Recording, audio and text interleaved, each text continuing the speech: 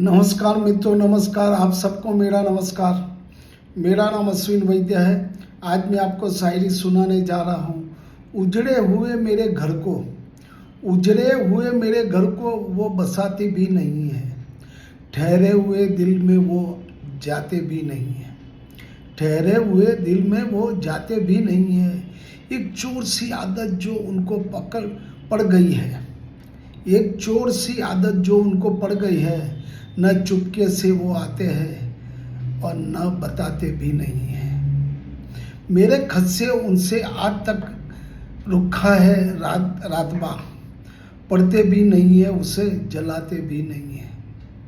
छू लेते हैं मुझको वो हर एक ख्वाब में आकर, उनको तो शायद याद हम आते भी नहीं हैं। उनको तो शायद हम याद आते भी नहीं है। अब हाल क्या कहे तेरे बाद जिंदगी, अरमान कोई दिल में जगाते भी नहीं है। Thank you sir.